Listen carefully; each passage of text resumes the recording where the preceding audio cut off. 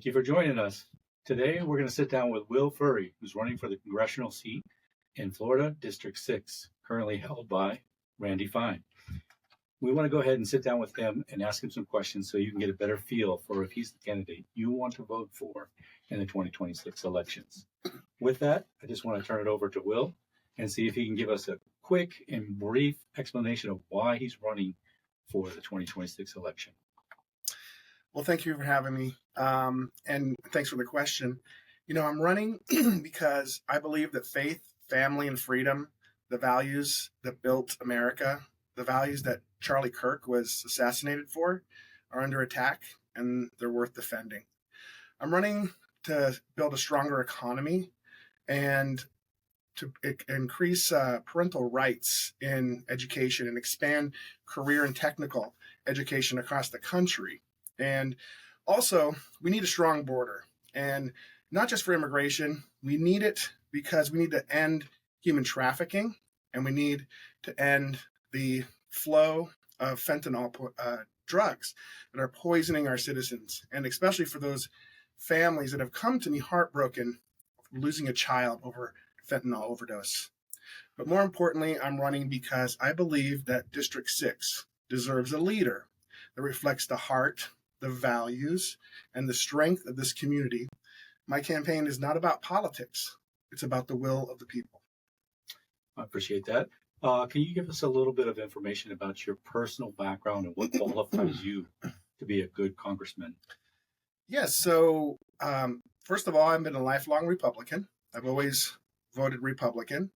And the other qualities that I have is that I come from the private sector. I started out in the mortgage banking industry. I've lived the American dream. Right out of high school, I started on the ground floor in a mortgage banking company and worked my way up over the years into executive roles. Then went on to start several successful entrepreneurial ventures that I'm very proud of. And but most importantly, my highest honor and qualifier is being an elected official right here in Congressional District 6 as a chairman of the Board of Education. And I believe that with the mesh of my private sector experience and my governance as an elected official meshed together makes me the strongest candidate to lead in Washington for Congressional District 6. Was your experience on the Commerce Board in Coconut Grove, was that your first foray into a public position? Yes, I would say that likely was. It was me getting involved with the local businesses to help support my fellow businesses, because in Coconut Grove in Miami, beautiful little bayfront town down there, I had a business locally, and so I felt I needed to help support other businesses, and that's kind of what led me into that. I was actually asked to join because of my success in the area.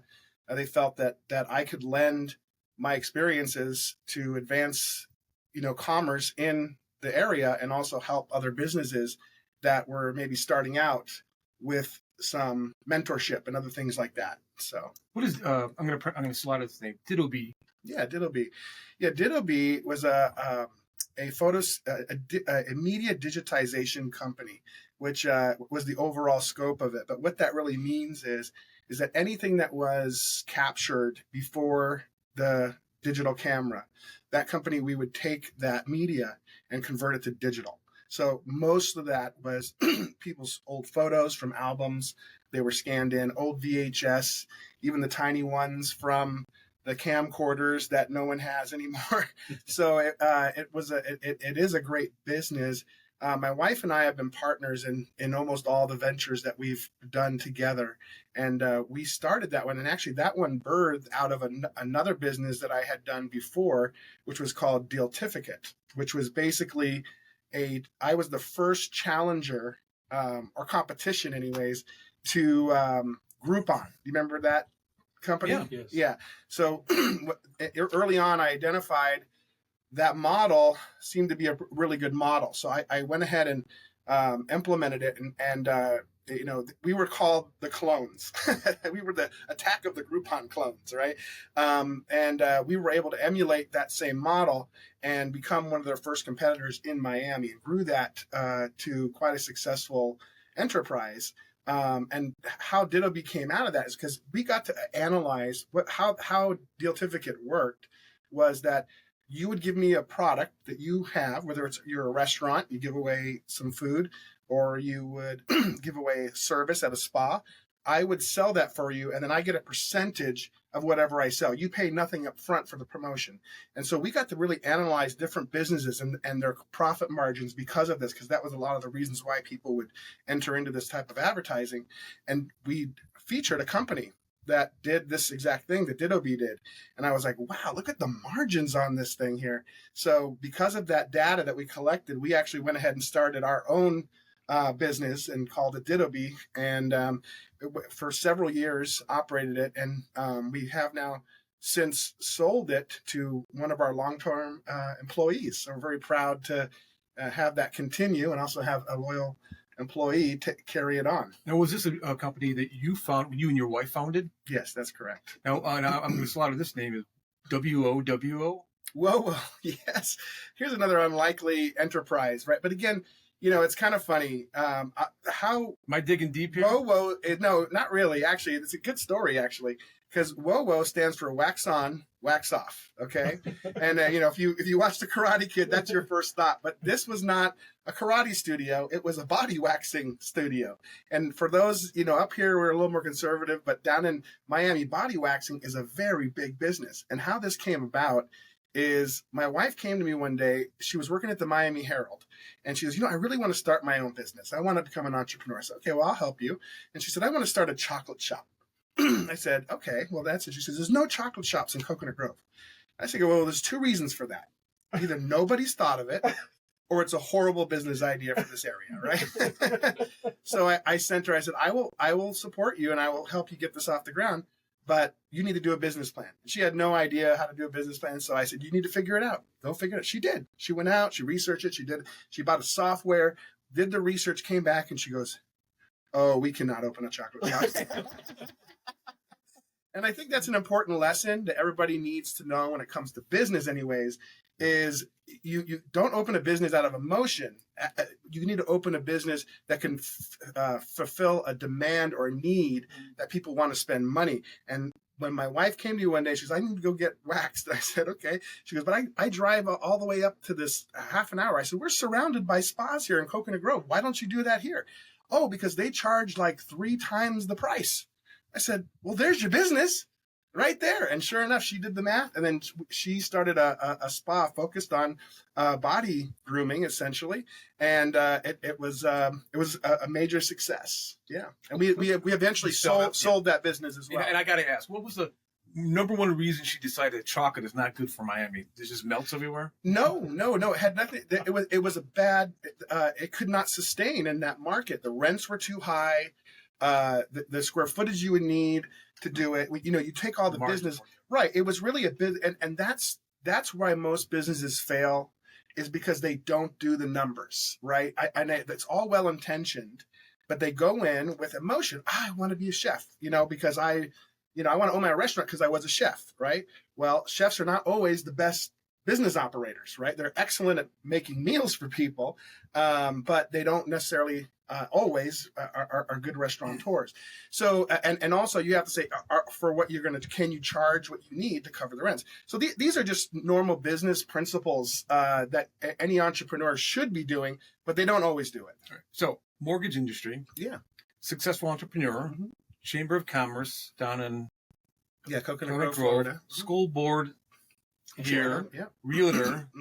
Do you think do you consider it a big jump going to the national stage, running for Congress?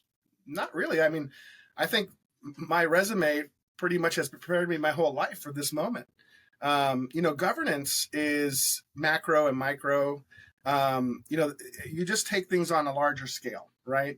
And we have congressmen and women up there right now that have accomplished almost nothing in their life. They don't have it. There is no prerequisite of experience to go there. But I think it's really more about being a problem solver, right? And that's where I have excelled always in my career, is solving problems for others. And I think that's a quality that I will take with me when I'm in Congress.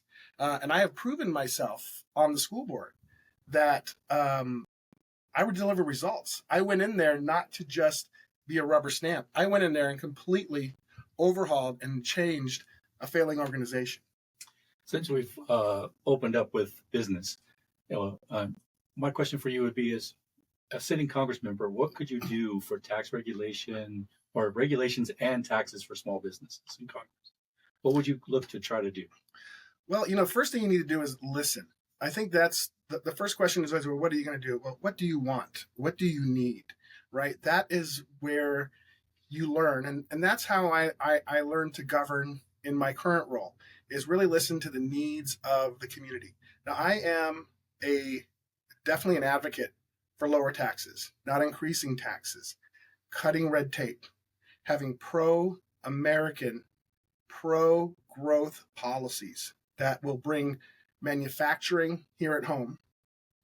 And we also want to just have an economy where business can flourish, right? Because that's really what it's all about. Small business owners really they're scrappy, right? They survive. They know what to do. But what they need is an economy to thrive in.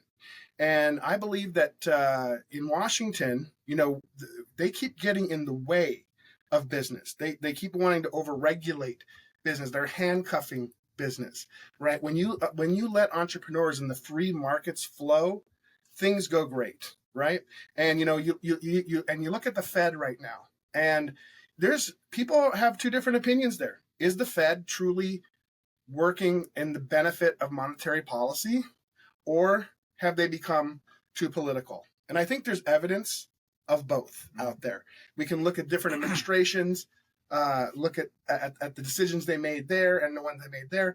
You could argue, hey, we learned from that, and now we don't want to make that same mistake again. Again, this is one of those things. I don't think this argument will ever get won, but it's clear that the Fed has been intentionally inflicting pain on the American business and the American people to slow inflation by keeping rates high. That's the gas pedal, right? And it has, at times it's been celebrated, and other times it's been vilified for being used for purposes other than what is intended. So what you're basically alluding to is the interest rates are basically harming businesses' ability to produce capital or get additional capital. I would say it is affecting the business community for capital, but it's also affecting us paying our interest on our debts. So everybody is impacted by higher interest rates, right? And no doubt that the housing industry has been stalled, and affordability has been affected by the high interest rates that are out there, right? And the interesting thing is that we just had a 1/4 point cut, but we didn't really see a significant change in interest rates on mortgages, right? Maybe a little blip here or there, back and forth, because really those are affecting mostly short-term rates, like credit cards. You see an immediate benefit, like if your credit card or your home equity lines based on the prime rate, and you have a margin, and the Fed cuts it by 1/4, typically your rate goes down by 1/4, right? But mortgages are based on the bond market, and mostly the 10-year. And basically what is going to affect there is, we're continually borrowing from ourselves here through treasuries, and investors are demanding more return because we continue to borrow. And that is the biggest problem. We have to end the deficit spending. It is unsustainable with $37 trillion in debt. Last year, I believe the interest on that debt was approximately, don't quote me, I'm just, it's about $1.2 trillion in interest. 13%. Yeah, and we had to borrow to pay that, because we took in approximately, I believe, a little over 4 trillion through revenues, and we spent a little over 6. And so part of the deficit spent borrowing that we did was to cover that interest. Just that we're on this, getting that deficit down so we can get that what we're paying on the interest on those bonds, or 10-year or 5-year, whatever you're going to call. Then would you agree with the big beautiful bill that over the next 10 years put something like 4.7 trillion in debt? I slapped it on top of that. Well, there were a lot of good things about the big beautiful bill, but there was I will call out one thing in particular that really rubbed me the wrong way, and our party really did not put up a strong fight on this, which was the SALT deduction. And if you're familiar with that, or the audience, that's the state and local tax deduction. Now, before it was $10,000 that you could write off on your state and local taxes. Now, keep in mind, in Florida, we don't have state tax here, right? But what states typically have the highest state and local taxes? Blue states, right? And that's New York and Chicago, California. And they raised in that bill the 30,000, increased it by 30,000. So now it's $40,000 that state and local can write off in there. And so now that's bothersome to me, because essentially we now have a de facto state tax funding blue states with their bloated budgets. And, you look at a guy like Mondami, who's, some people call him borderline communist. I wouldn't disagree with that statement. But at the same token, he's drooling at that money. People are saying, hey, where are you going to get your money to do all these crazy policies? Well, I think he's going to start with that SALT deduction. So that's something that I would fight immediately to turn over right away, because I'm not, as a Republican, a conservative, and living in the free state of Florida, where we do not have a state tax. It turns my stomach to know that I'm funding these crazy policies in these blue states through that.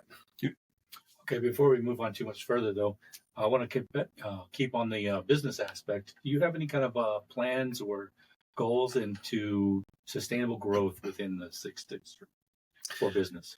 Well, a lot of that comes from local. The individual counties and municipalities kind of drive that through their zoning and the type of businesses they approve, industrial, commercial. I, as a congressman, definitely want to partner to bring more economic growth to CD6. And I think there's some areas of technology, the space industry, aerospace industry. These are things that are very close to our community. And as that grows, they're going to need additional workers, and they're going to have to expand. And, we have, I believe it's Google, they're dropping a huge fiber optic cable right here in Flagler Beach and rolling it into a center right here in town center. I think that's going to open up a lot of doors, because once you have that pipe, information is everything right now, and how information travels is important, and the efficiency of that. And we're going to have this giant pipeline where information comes in and out right here in CD6. And I'm sure that can grow throughout. It's going to Spain. Yeah. I mean, it's pretty amazing that they're running this cable all the way across the Atlantic Ocean. I was thinking it was this big, huge 3-foot cable. It's not. It's a very small, like an inch diameter cable. But still, it's across the ocean. Yeah, I remember when a local operator ran fiber optic cable down my street. It was like a hair thin. I was quite surprised, and supposedly it was going to increase my internet speed. Metronet. Yeah, that was Metronet. You're right. Mm-hmm. Yeah, it does increase your speed quite a bit. One of the expertise that you have is with the housing. So there's a big affordable crisis that you've talked about. Basically, that the cost of housing is too high for a lot of people to get into. And then the other prohibiting factor is the interest rates. Do you think that anything that Congress can do can help with any of that? Well, one of the first things they can do is improve the economy. We talk about affordable housing. The first thing people think about is, oh, we need government subsidies, rents controls, things like that. No, what we need is more people working, making more money, being able to afford housing. The other area where you can expand that is by having more options. But there is a pushback in local municipalities, and I've heard that right here in our own community, that they don't want the growth that's happening. But supply and demand is a real thing. And when you have limited supply, prices are going to rise.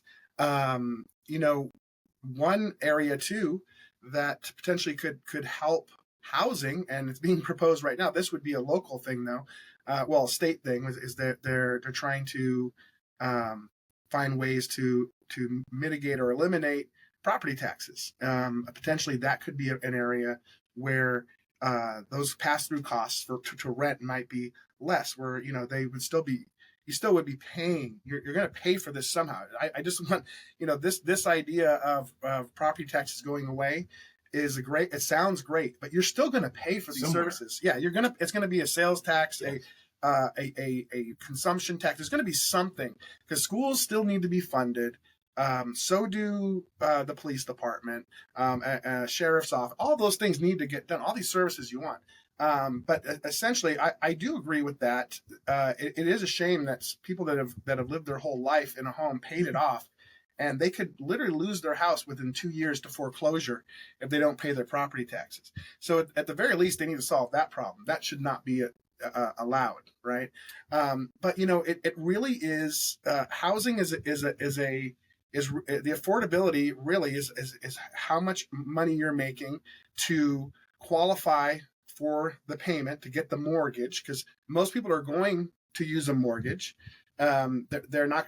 There's not as many people that are going to throw down cash for a house. So the 30-year mortgage is one of the best tools, and home ownership is one of the fastest pathways to wealth in this country. And so I am an advocate for that.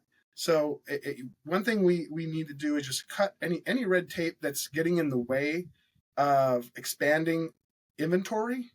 If we want prices to come down, that will help. But also, I think locally, municipalities have to rethink the type of housing that they're approving. In Palm Coast, anyways, most of the homes here are on 80-foot, 10,000 square foot lots. And, if you go into the HOAs now, you're seeing much smaller lots, right? Houses closer together, right? And that's in a way is a movement toward some affordability, because if you can build more houses on a street, then you're creating more supply. You can sell them at a more reasonable, marketable price. And the way people live may look differently. I've heard some people propose that you almost had, like, instead of having a 3-bedroom house, you have an HOA community, but then you have, instead of having like at the clubhouse, you have like extra bedrooms there that you can rent out when you have guests. So you don't need a 3-bedroom house. If you need a guest room, the HOA would have these little cabanas or something in the association as an amenity, and then you could lease those out for your guests when they come. So I mean, if you can get creative on it, do you need a 2-car garage? Adding a garage and a lanai adds a lot of expense to the cost of the roof. So again, a lot of this comes down to local municipalities getting creative and working with the developers to create more supply. Okay. I wanted to jump back to more of the national perspective. One of the sticking points for the big beautiful bill. Now I'm calling it that, not pejoratively. The longer acronym starts with an O. I don't remember it. The sticking points are that the cuts that it's made to Medicaid over the next 10 years, and then also the non-extension of the subsidies to ACA. Mm-hmm. Is there something that you can see, maybe a middle ground that you would propose if you were in Congress that could end the shutdown? Well, let me highlight one thing about my experience in office, is that I have proven that I can work across the aisle. When I was elected, one of the board members that was elected at the same time I was we were nonpartisan. So although I'm a Republican, she was a registered Democrat. We all ran in a nonpartisan election, but we clearly had different views of policy. And so I thought for the first 2 years I was going to be outnumbered and I wasn't going to be able to get a lot accomplished, right? But I was able to actually reach out across the aisle, if you want to call it that, even though it was nonpartisan position, and get that person who thought differently to come over and vote with me. And without that vote, I couldn't have made some of the big progress that we made in Flagler schools and the changes we need to make without reaching across the aisle and finding that common ground. So I do believe I've already proven that I have those skills to do that. So let me start there. Now, going to your question, the Unaffordable Care Act, also known as Obamacare, listen, that was designed to fail. And if you just look at it historically, that was a start to get to single payer insurance at some point. And that's why it was poorly modeled. And that's why the left thought that they were going to be in power right now. And I think that they would be moving us right now to single payer insurance had they been in office to solve this problem, right? It's Obamacare has completely devastated the insurance markets. When I was as a self-employed, we were talking about that. I didn't have group insurance through an employer. So my wife and I had to get insurance through our business. And at that time we were paying, I don't know, $700 or $800. And then Obamacare came out and I'm literally within a year, our premiums went up to almost $2,000. I mean, it was so ridiculous. And then otherwise so everybody was getting forced to go onto these Obamacare plans and then get subsidies. And, that's just been going for years, right? So we've come to a point now where it's unsustainable and it has to be replaced. So my view is it needs to be repealed and replaced and rethought. And I've thought about this a little bit, right? Because we need to get away from the idea of cradle to grave ideology from the left. That is kind of seems what they're preaching out there. And we got to stop calling it welfare and government health care. And I think we should be looking at it as help care, right? Mm-hmm. We've always been known as a compassionate nation. Even outside of our borders, we do reach out to help the very least. And we do help the least in our country. But it should be to help you get back on your feet, right? Not to carry you for the rest of your life. I'm all for that.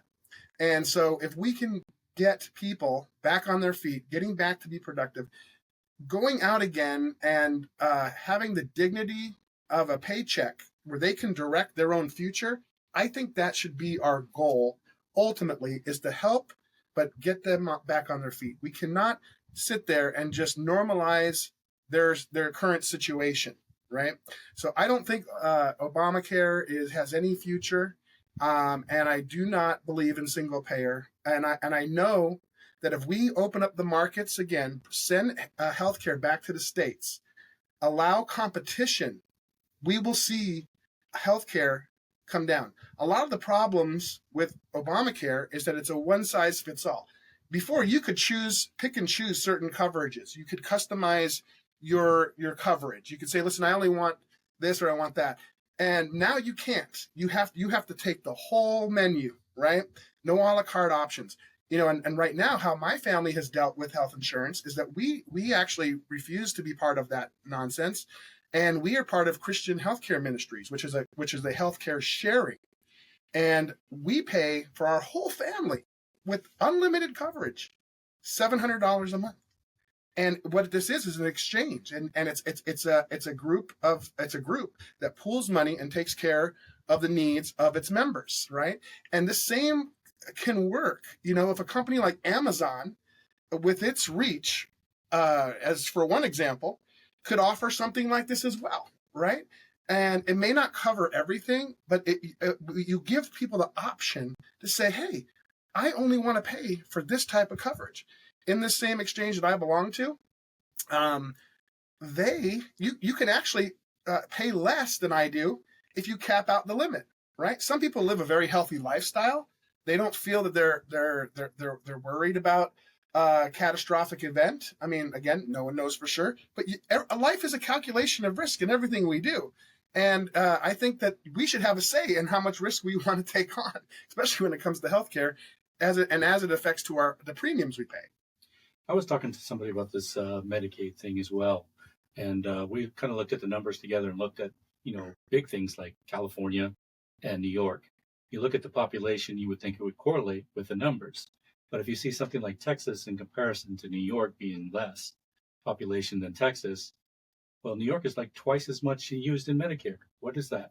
Why is that? Why is Medicaid so much more in New York than it is in Texas with the population being less? Then you look at California. California is like almost 3 times what it takes to do Medicaid in Texas. Is there any way that you being in Congress, you might look into something, what is going on in these 2 states, especially if we look at all the other states, they're all pretty much within line. We only see 2 outliners. And, if you look at the numbers, the difference is, we're talking $1 trillion over 10 years. That's about $100 billion a year. If you look at the differences, it's almost $100 billion between these two states.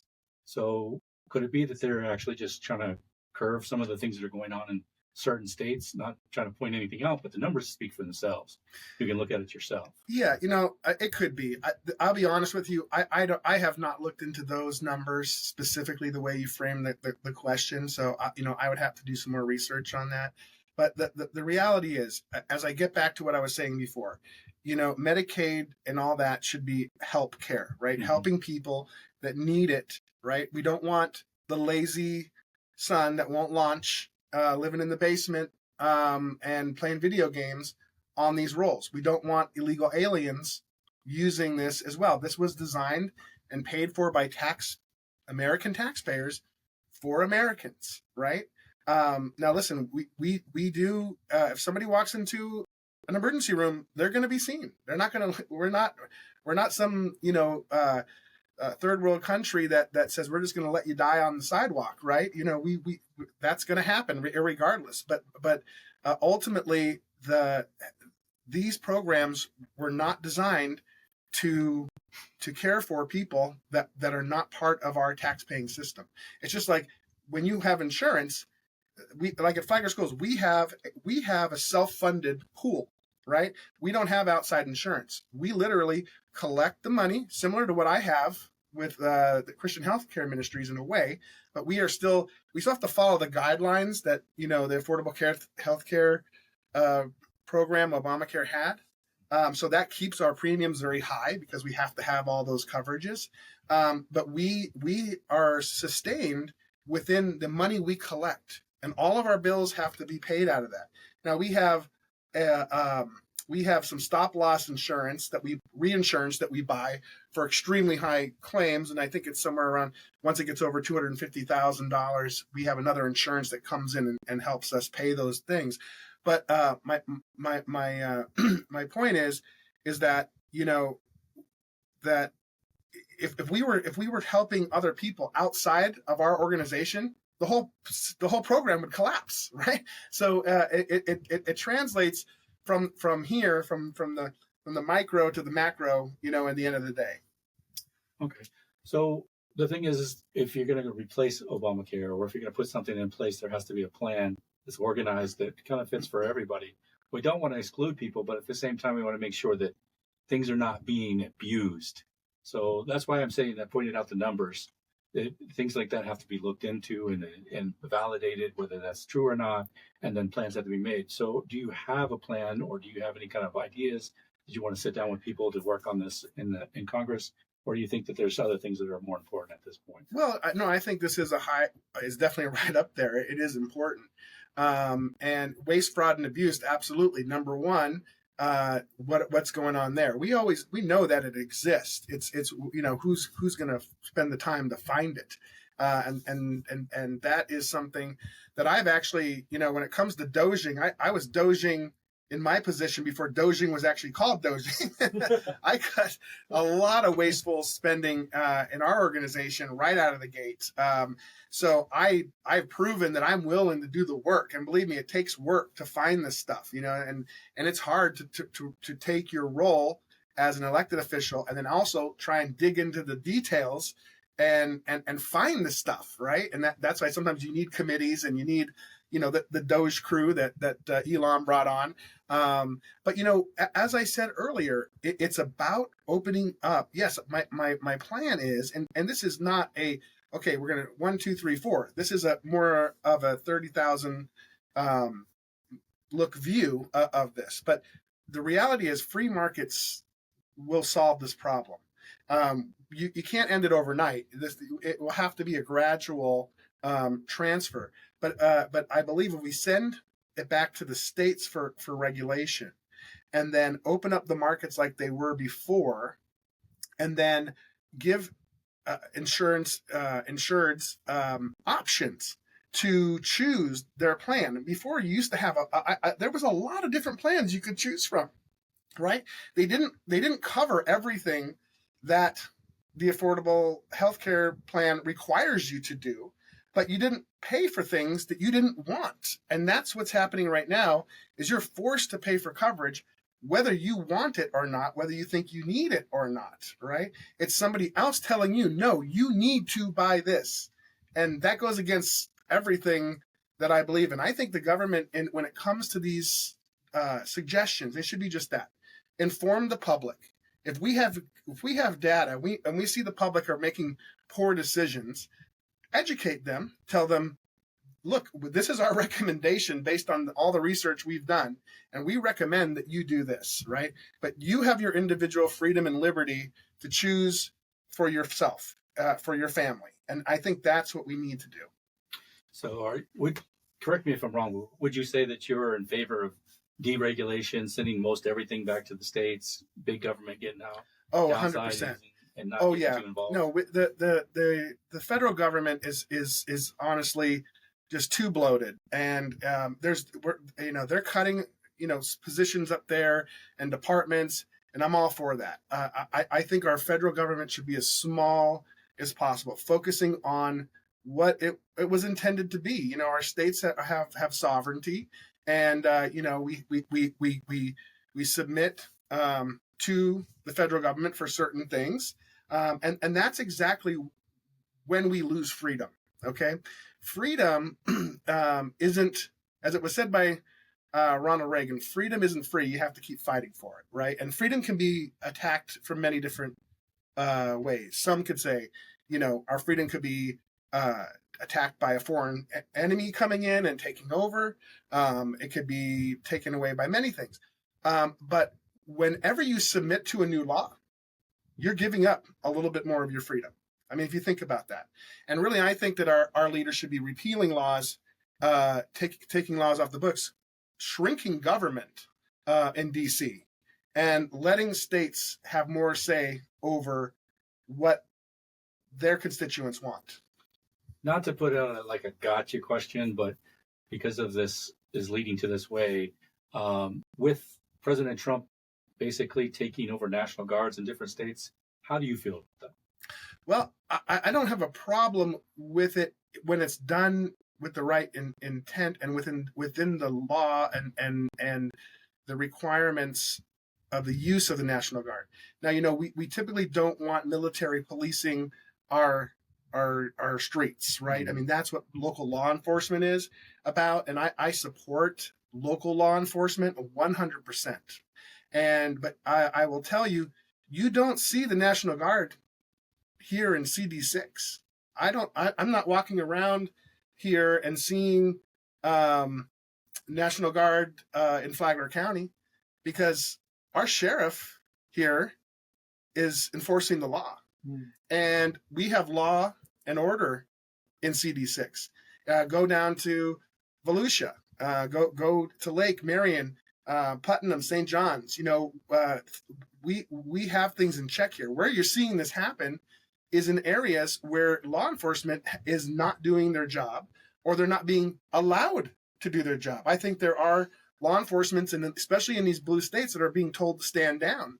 And I will tell you, I have firsthand experience with this. When I grew up in Southern California, and my first job was as a real estate appraiser. Okay, when you're the new guy, you don't get the most premium locations to go do appraise homes in. Okay, so my first assignments were Compton and Watts. If you don't know where that is a highly gang infested area. And Oakland, California. Okay, these are some of the most dangerous neighborhoods that you could walk into. I would, and there's a stigma to it. You only think of the gangs, you think of the drug dealers, you think of the crime. But I was going to homeowners' homes in these areas, and these people they've invested there. Many of them are trapped there because their property values, they couldn't sell their houses to go buy something else somewhere else, and they hated the crime in their neighborhood. And I always, as a young man, I was like, how are they allowing this, right? And you're seeing that it's primarily because of feckless leadership in these communities, but not always necessarily by their law enforcement, but by their local politicians, by their state politicians and state policies, and their federal. How come they can't solve that problem? It's obviously doesn't exist everywhere. It could be solved. So what Trump is doing is he's doing something that these people that are living in these houses, these homeowners that feel trapped, they don't have a problem with it. They're getting these gangbangers off the street, Trende, Aragua, and the like. They've been terrorizing their neighborhoods. I guarantee you that the left is continually screaming about this, but the people that are right there living in it, I guarantee you that they may not admit it or not. I don't know. But I guarantee you they appreciate it, because the people that I met back in the day, they did not like the crime that they were, and it wasn't always that way when they moved in. It changed over time, right? So it could have been prevented. So I'm not for militarizing our local police department, absolutely not. But protecting federal buildings, helping ICE carry out its required role, and protecting them from being shot at and vandalized. Yes, I think there's a role for that. Okay. Since you brought up ICE, we can go ahead and transition into immigration. We've shown that the border has downturned a lot. There's less people coming across, and yet with the big bill that was mentioned earlier, we went ahead and invested another $173 billion into ICE and immigration services. What exactly do you think the purpose of that is? When they've proven that they could shut down the border, why do we need to have like a military-sized budget for ICE in America? How is that? Do you think that's really justified, or what do you think is? Well, when we look at the auto pen administration that we had prior to Trump coming into office, yes, we have a job to do. We have to clean up a mess that was inherited, where millions of illegal. I mean, I think the numbers have been said somewhere between $10 to $20 million. I don't know. I mean, not dollars, 10 to 20 million people came in here illegally during that period of time. And so we have a duty as a nation to carry out the law and deport those that came here illegally. And I would highly advise those that are here illegally to self-deport, right? Avoid all that problem. And then get on the track to get here legally. I'm not against immigration, and I think this is so abused in this conversation. Oh, love thy neighbor and all this, everything, and all that. I mean, yes, we do love our neighbors, right? But I am the son of an immigrant mother who migrated here from Jamaica over 50 years ago, and she did it the legal way. And this was before I was born. But then when I was about 6 years old, she finally completed everything she needed to do to get her citizenship.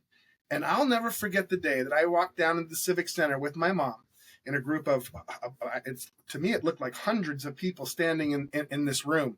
And they all raised their right hand and took the oath and received their American citizenship. And my mom received hers that day. And I loved my country before that, but I love my country even more the day that they accepted my mom as an American citizen. And I think it's a slap in the face to her and everybody else that did it the right way, came here to contribute to this nation, not to take advantage of it. Well, you would say also too, just like you said, the auto pen allowed people to come here, so they didn't do it, say the most, it's illegal in your terms, or they came here for whatever reasons, but they were allowed to do it. So they're not really the people that did the thing wrong as far as the last administration. Or if you disagree with that, please give your point on that. I don't believe that they were allowed. The border policies were not enforced. That's why they came in here. I mean, it's clear. You want to claim asylum, you go to a port of entry. You don't run across the border. You don't pay coyotes to take you across the border. Biden also fueled and funded all those cartels down there. He by way of these people giving them their $3,000, $5,000 per person to what an extra business they picked up along the way, right? And these are some bad dudes, and I guarantee you that those children and those women were abused. They were sold into human trafficking. There's children that are lost from that. And I will tell you again, listen, I'm a pretty worldly guy. I've traveled the world.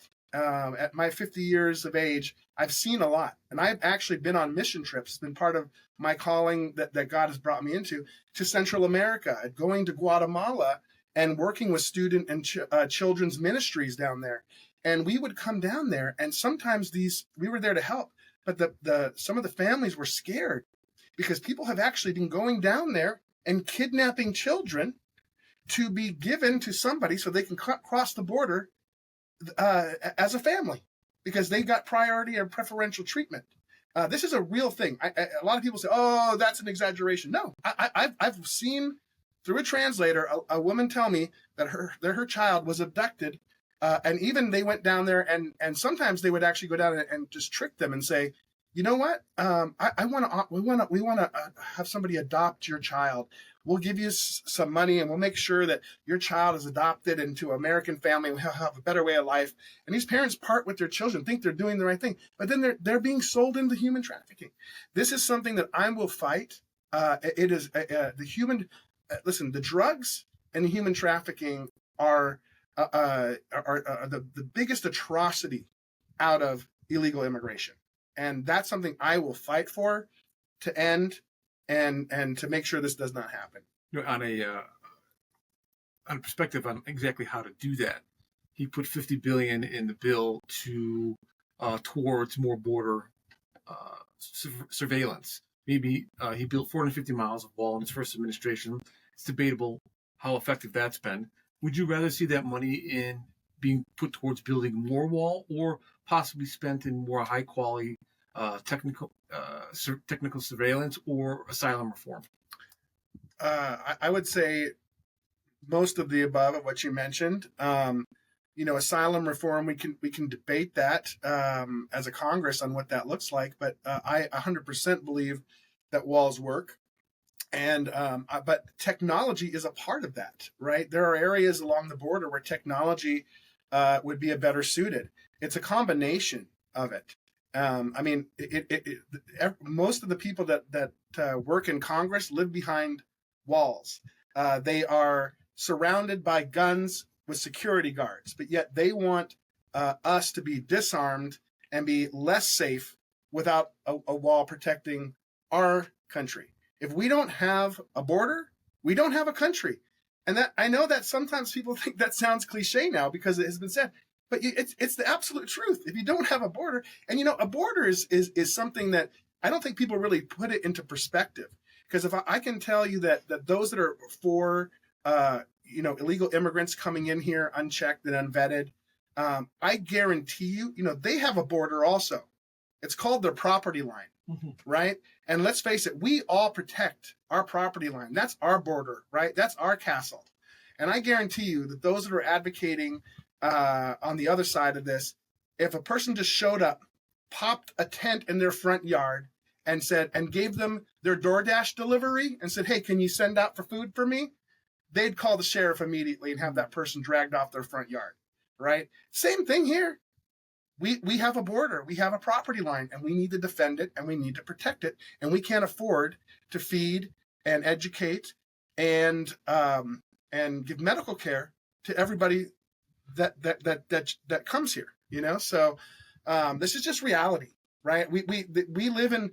I live in reality. The left tends to live in this dreamed up utopia. Oftentimes, I'd say maybe more on the more progressive left. I know there are some Democrats that have some sanity left, but they're afraid to speak out because we got the Schumer shutdown right now, and everybody's saying that he won't do anything because he's afraid of AOC primarying him. So what's happened on the left is the adults have left the building and the children are running the house.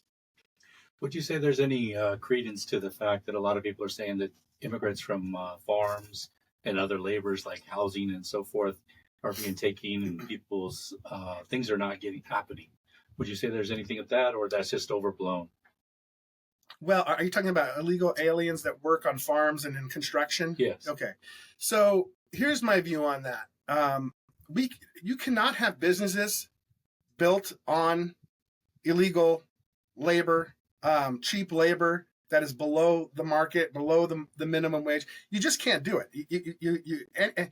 Anything else that you would base your business on that would be illegal, you're subject to prosecution for that, right? Why would this be any different? But what I will say about that is that I know that there is a need for these jobs and these things need to get done, right? If they're not getting fulfilled by American workers, they need to get done. But I do not believe that just because you are working as an illegal here, because 9 times out of 10, that money is all being sent back to their home country. And believe me, I have some empathy and understanding of this because I know in Guatemala, a farmer, hard work, on a hillside in the sun all day will make $3 a day, right? A day, not an hour, a day. So you come to America and you start making $10, $15 an hour. You've just improved your income significantly, and you can obviously send money back. I understand why they want to do this, right? But that doesn't make it right to come here illegally and evade the process that we have in place. So what I would say is if those people in those businesses, or I'd say however this plays out, if they come forward and they self-deport, okay, they've shown that they want to contribute here. They don't want to be a freeloader. They want to work, right? But they have to be deported, but they can be fast-tracked into a migrant worker program, okay? I think that we're talking about people here at the end of the day, right? And we have to remember, we have to have some humanity, but we also have to respect the laws of our land. And I think there's a way to balance that. And I think there is a difference between somebody who wants to come here, contribute, and work hard versus those that want to come here and just get on our social systems and suck services and money from the American people without contributing back.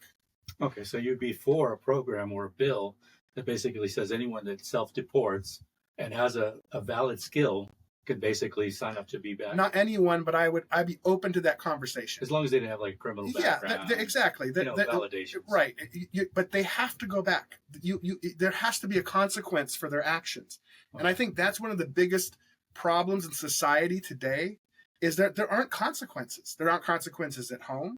We have, fatherless homes are contributing to that as well. Kids are running amok. They're heading down the wrong paths in lives. I think fatherless homes have a lot to do with that. And I think that's what leads to a lot of the crime that we were talking about earlier in some of these communities. I would say that's supported, and you look at the data on that, shows a big correlation to the fact if you don't have a father in the house, that there's a big problem with that. But to get into education, so you have a background in education and everything. So if we do deport all these people from out here, we need to educate people on how to do the jobs that they're now unfilling or have lost, basically, for those things. Since you have a background, do you agree with President Trump's removing the Department of Education? Absolutely. Why? Well, number one, it's a bloated bureaucracy that's unnecessary. It was started under the Carter administration. I think it's over 40 years old. It's never accomplished its original mission. Whether it was well-intentioned out of the gate, some people have different views on that, whether it was to support the teachers' unions and build some sort of control there. I'm not going to get into the minutiae of that, but I can just look at the results, and they're in, and it really has not done anything for education. You have, I think, 4,000 employees sitting there in Washington. What are they doing? We have 50 Department of Educations around the country. We have one right here in the state of Florida, the Florida Department of Education. Why do we need a bloated bureaucracy in DC that really does very little, has very little say in what we do here in our state when it comes to education? They do send money. They do fund some, worthy programs. The idea, which is individuals with disabilities, for children that need the extra care, and that is a challenge for local schools. So we do appreciate the funding, but then we have Title I and some others, and Title I, really is going to have to be rethought, especially in Florida, because we now have educational choice. Parents can send their kids anywhere they want, where they see that their child can be educated the best. No longer does a zip code determine the outcome of your education. You can move your child out of a failing school and go to one that's actually educating your child. And Title I is all tied to zip code and economics around that zip code, right? So therefore, I think as kids now have freedom to move, those needs are still going to travel with them to the other school. So Title I is going to have to be reevaluated, in my opinion.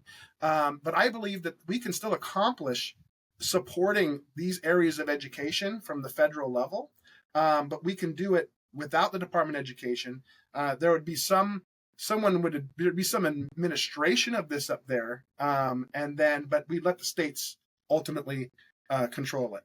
As you're talking about kids being able to move back and forth, popped into my brain something. Part of your campaign stump was the parents back in charge of education. Right. Can you give me a quick soundbite on that? Yeah, because before, educational dollars followed the system rather than the student, right?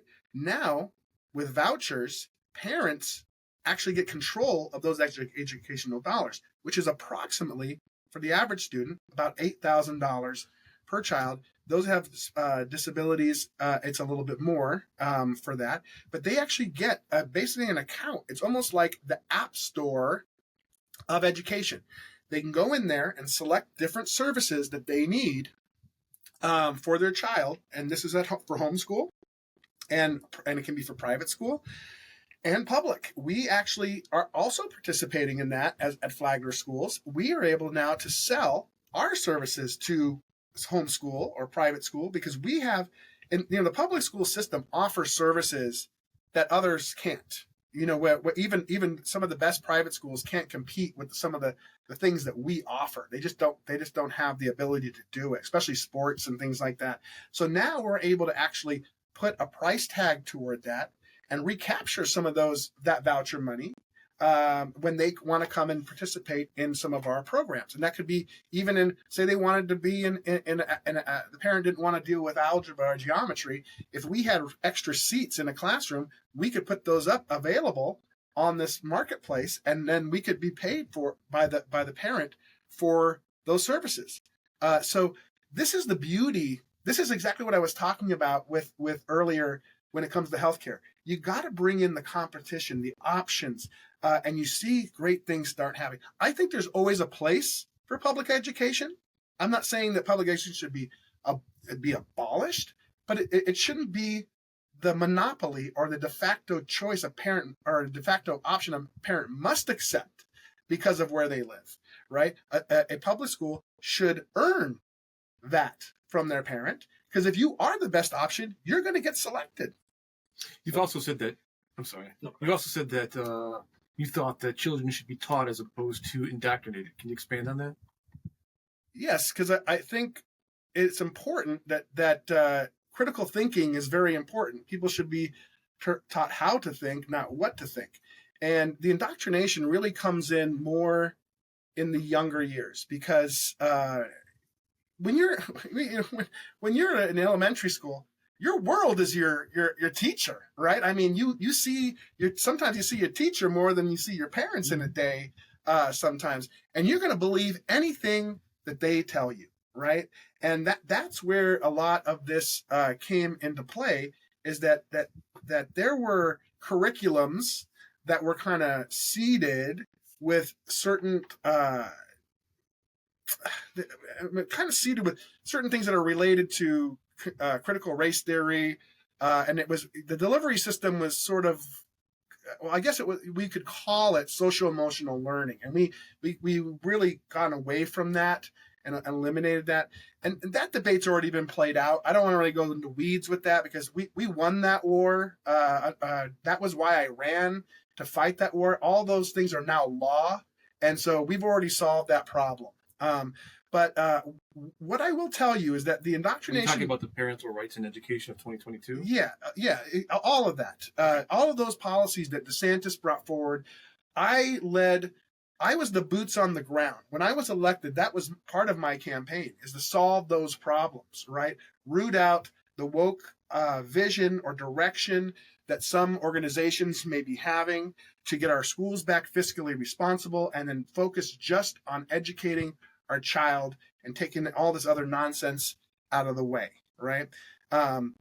So that's where we are with that. Well, and it's one more thing. That parents I forget the name, the Parents' Rights in Education is kindergarten through third grade. Does it bother you that it doesn't extend past third grade? Well, there's other protections in there now. So, I mean, there were other laws that came into effect that was where it started, because that is where you have the most precious minds that are influential, especially.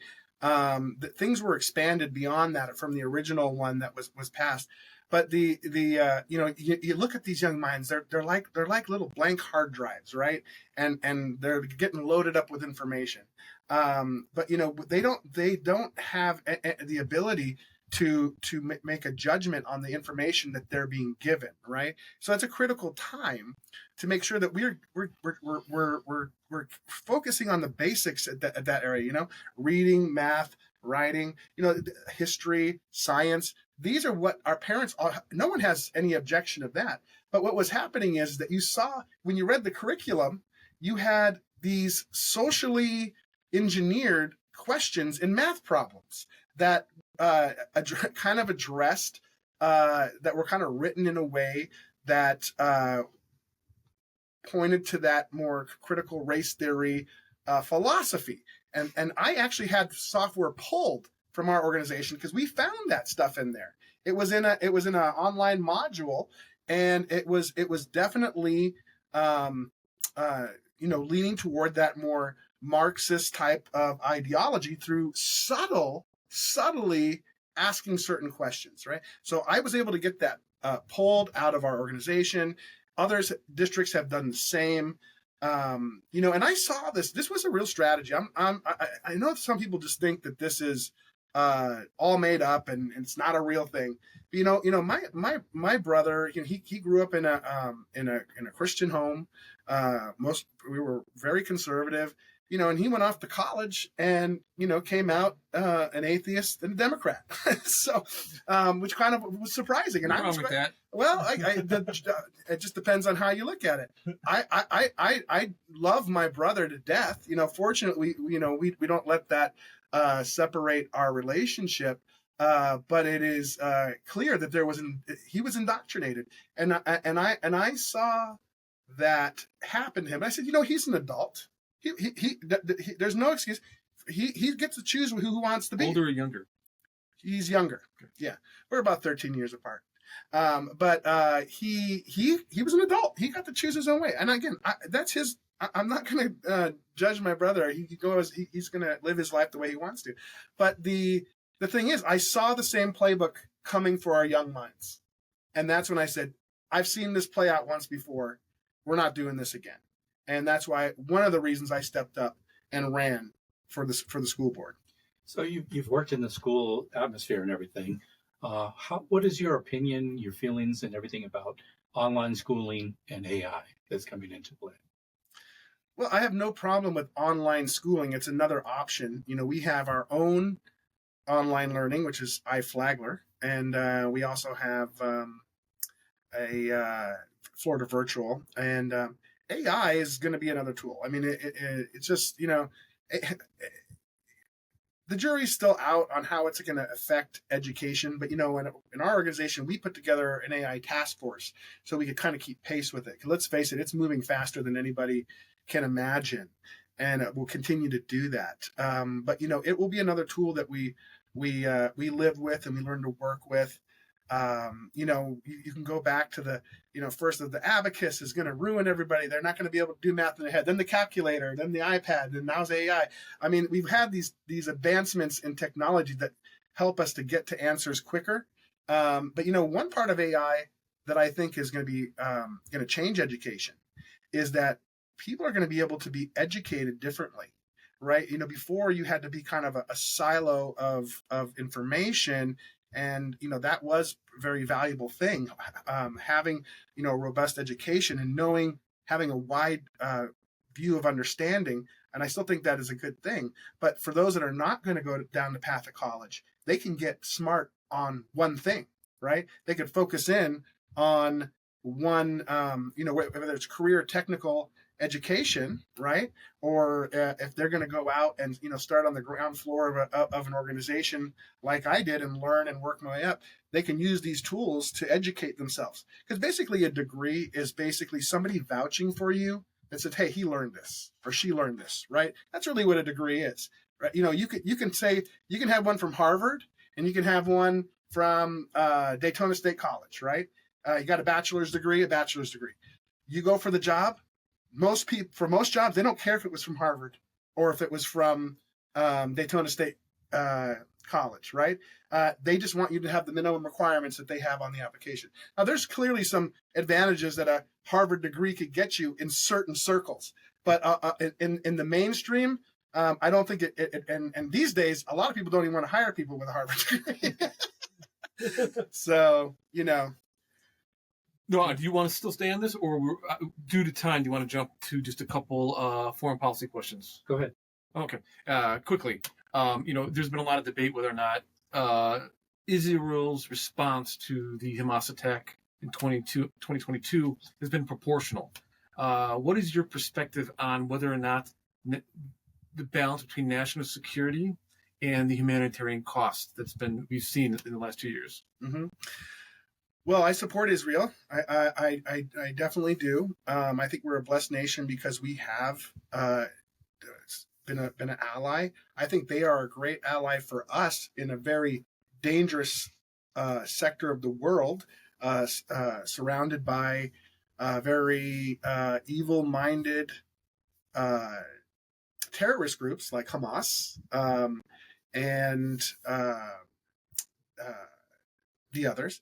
I'm sorry, I just had a moment there. But the reality is that they are their own nation.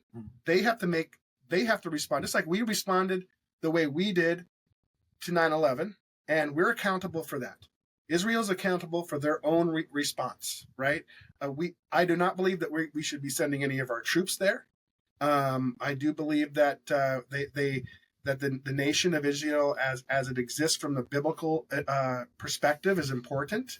And so I do believe that they have the right to exist there. But I do have a problem with some, including our current congressman's response to some of the humanitarian issues that have happened because of it. Now, mind you, a lot of what they're suffering is because they have allowed these terrorist organizations to run and lead their area, right? They've submitted to that.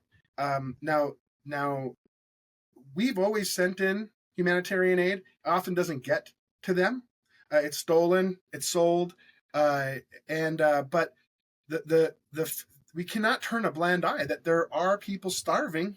I'm a human being. I've gone and traveled on mission trips to help people, not in war zones. I know there are people better than I that will take that risk and actually go to war zones and serve these people. But we can't have children starving. the question is, who's responsible for it, right? Is Israel really the responsible party? Because we have sent aid there. The food has been sent in. Is it getting to the people? So it's a bigger question there. But but we cannot sit there and see like our current congressman for congressional district, when he was shown a picture of a baby, a Palestinian baby that had died in a rubble, and asked how you can sleep at night. He says, quite well. I mean, come on, whether that's a Palestinian, American, or a Jewish baby, it's a baby, right? Well, I would point to, this is one of the points that I have problems with when you have something like pointing to the Palestinian baby. How do you sleep? I would hold up a picture of an Israeli baby of one of the 1,200 that died and said, "How do you sleep?"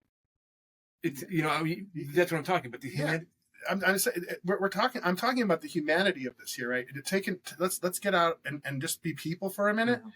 And you asked about that. You asked me about the things that are happening there. War is war. War's terrible. There's carnage. I mean, look what's happening between 7,000 people dying in a few days over in Ukraine and Russia. I mean, war is awful. I hate war. And I do support President Trump's peace through strength strategy, and their strides are being made right now. I think that the fact that we were able to get those help negotiate the return of those hostages, 20 hostages. Yes, I mean that was huge. That was huge, and that was a peace through strength reach. Now there's critics. Not to jump on that. Do you think this 20-point plan is a viable road to peace? Well, see, but that's what the left often does. They want to go straight to critique. No, I'm not critiquing. No, but I'm serious. This is see, the left doesn't solve problems. They normalize them. They kick them down the road. They always criticize it. What we're doing right now is doing something, right? We're not flying a jet with billions of dollars on a runway to say, hey, here you go, like Obama did, and let's get something in return. Okay, this is all out in the public. We have true negotiation, peace talks. Things are happening. The plan is in place now. There's a plan. They've agreed to it, right? Whether it's going to be actually are you talking about the 20-point plan? Yeah, they haven't agreed to it. Well, they've agreed to the point where they release the hostages. The one point. They're not going to lay down their arms, and they want... I'm not critiquing it at all. That's why I'm asking. They'll suffer the consequences. Do you think this, in the long term, do you think this will... Because for 80 years, well, if you go back to the 1970s, you had all the presidents wanting to stand next to Yasser Arafat when he was around, to say that Carter did the same thing, to say that, hey, I'm solving the plan in the Middle East. This is no different. I'm wondering, do you think this is going to have any better effect than all those prior presidents? Well, I believe you as I've learned, you have to try, right? You can sit there and be an armchair quarterback all day long, and the first thing, the response is, and pick your party, right? We both criticize each other at the end of the day, but the reality is you have to try. See, what I see in a lot of our leadership is no one's trying. They just say we can't do it. It's never going to happen. This is a war that's been going on for thousands of years. How are we ever going to solve a problem? That's not leadership. That's apathy.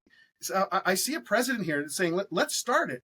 Let's try it. Okay. We got to the first phase. I think that was a huge win in this. If there was any one point that was most important in that plan, it was that one: reuniting children with their parents.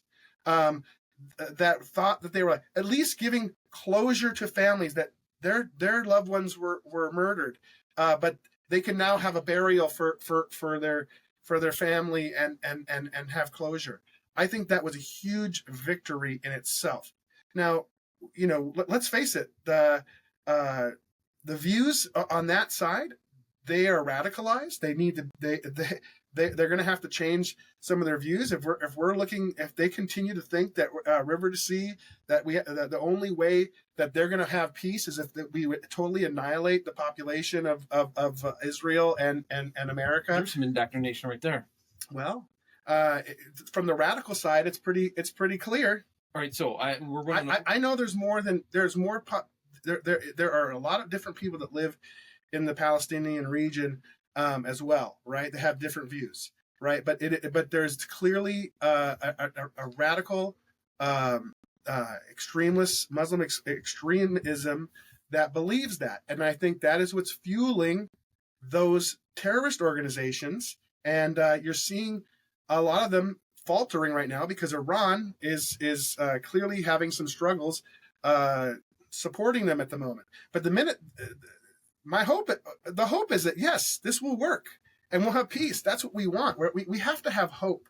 If we don't have hope, then what are we doing, right? If we're just going to say there's no chance, then why don't we all just stay home, right? I believe there's hope to solve problems. You got to get your hands dirty. You got to go out and try. And that's what we're in this policy and in any policy. We can never give up hope. We can never give up hope that we are the greatest nation in the world, that we are the strength of the world here in America, and we are the freest country in the world. And we will always fight and never apologize for defending freedom. My last question, may not be his, is that, and this could be a yes or no, if you want it, you can expand on it. Should Trump give long-range missiles or advanced weaponry to Ukraine? Talk about tomahawks. Yeah, well, I mean, I've definitely heard the news. Listen, I'm going to defer to our commander in chief. I know I'm not trying to cop out on this, but I mean, this is a new development here. I'm not really ready to take a position on that. We're not exactly new. We've been talking about it for 2 weeks. Well, 2 weeks. I mean, yes, but I'll defer that to our commander in chief. That is going to be his call on that. That's what his role is. He's here to lead our military, and I believe that we have great leadership right now in that front in Hegseth, and I know America will make the right decision there. I say yes, just for the record. Okay, by enough. the way, I'm not a Democrat. I'm Republican light. Yeah. Okay. Okay. Well, that's good. I like more people that have some common sense to them. I'm done. I'm all out. I'm spent. I got nothing else. Well, rapid fire. Here's rapid fire questions. Quickly, coffee or tea? Coffee. Now, you watch yourself on this one. Reading a book or a podcast? Watch out. Well, a book, I have to say. I'll recommend one. It's called Extreme Ownership. Who booked this guy? Florida Gators or Florida Seminoles? Why would you do that to me? I told you you had a whole time to think about it. I know. We're one of those house divides. My sister was a Gator, and my brother. So I'm gonna go Gators. Okay. Fishing pole or golf club? Golf club. Okay. And last one I got. Would you rather read a 1,000-page congressional bill or put together an IKEA furniture? Oh, a congressional bill for sure. Every time I built a IKEA piece of furniture, I said, "I'm now the master of a skill that I'll never use again." I'm done. All right. Before we close everything up, I would like to give you an opportunity to go ahead and say whatever so people can reach out to you if they have any other questions or need to get in touch with you. Yes, and well, I just want to say to everybody that I'm running for congressional District 6 seat in the upcoming Republican primary, and that's going to be in August of 26. And I encourage you to go to my website, willfurryforcongress.com. You can learn about my platform there. I also suggest that you go to my social medias on X, Facebook, and Instagram, and all the whatever one you like. Follow me on there. I'm always posting things. You can follow the campaign.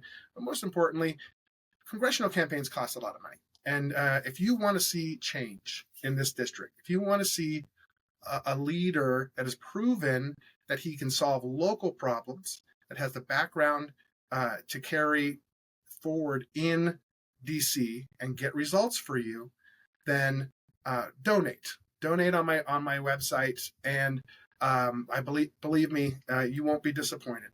And I am grateful for this opportunity to actually come on here today and share some things with you. And I invite the community to reach out to me directly if I didn't answer some of the questions that or the questions were not asked to me that were important to you. You can reach out to me directly. Okay, so we've already talked to Will Furry today. He's running for Congressional Office District 6 in Florida. If you liked what you heard today, please look in more information into him and see if he's the right candidate for you in the 2026 elections.